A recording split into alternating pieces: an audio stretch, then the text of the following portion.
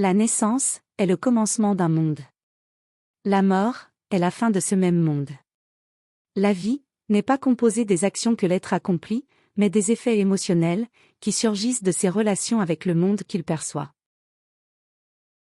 La naissance ne se produit que lorsque les instruments de perception sont prêts et adaptés, afin que l'être puisse concevoir et interagir avec son propre monde. Chaque être possède un monde particulier, formé d'éléments qui lui appartiennent exclusivement. Aucun être manifesté ne parvient à se percevoir dans un monde qui ne soit pas le sien.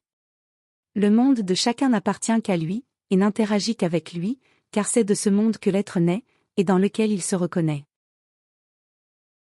Le corps est construit comme un abri, pour les instruments de perception. La conception de la réalité est le résultat de l'interprétation de ce que ces instruments captent, et transmettent au mental par l'intermédiaire du cerveau. Le mental, lorsqu'il est provoqué par les stimuli, répond en interprétant les informations reçues, et en stimulant le cerveau à agir sur le corps, selon cette interprétation. Chaque stimulus s'adapte à ce qui a déjà été appris, et stocké par l'être, créant un cycle continu, du corps, cerveau, esprit, et de l'esprit, cerveau, corps. Les instruments de perception transmettent des informations au cerveau, qui les envoie au mental, à travers des états perceptifs, qui raffinent et qualifient ces informations. La qualité de la perception est directement proportionnelle à la qualité de ces états perceptifs. La qualité des états perceptifs trouve son origine dans la nature de l'être. Le perfectionnement de ces états se produit toujours, sous l'influence de cette nature unique, qui accompagne l'être, durant toute sa manifestation, dans l'univers de chaque instant. Ce perfectionnement ajuste l'être à ses relations avec l'environnement perçu, suivant à la fois le principe de sa nature et le résultat des interprétations, influencées par le mental. Les interprétations du mental ne cessent jamais de considérer et d'obéir à la nature de l'être, en manifestation. Le corps, dans la manifestation, est l'abri des instruments. L'esprit correspond au mental. L'âme est l'essence associée à la nature de l'être.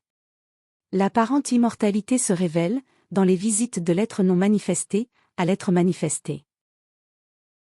Les actions dans l'état de veille, ou dans le rêve, bien que différentes dans leur forme, ne se différencient pas, dans le laboratoire intérieur de l'être. Toutes deux sont des expériences, également valables pour sa compréhension. Les observations que l'être fait sur lui-même, le conduisent directement à sa nature. Le travail de l'être est le perfectionnement de cette nature, qui le révélera au principe. La métaphore du dégrossissement de la pierre brute représente le retrait de tout ce qui dissimule l'essence. L'essence est la grande connexion avec ce qui existe avant le principe. C'est pourquoi sa découverte exige dégrossissement, connexion et dissolution. L'essence peut être considérée comme le plus petit portail, reliant les deux êtres, le manifesté et le non manifesté. Être dans le monde manifesté, en accord avec sa propre essence, ne transcende pas l'être, mais ouvre le chemin vers la transition. Ainsi, il devient évident qu'il n'existe que deux chemins. Le chemin du milieu, qui conduit l'être à l'essence, et tous les autres, qui l'en éloignent.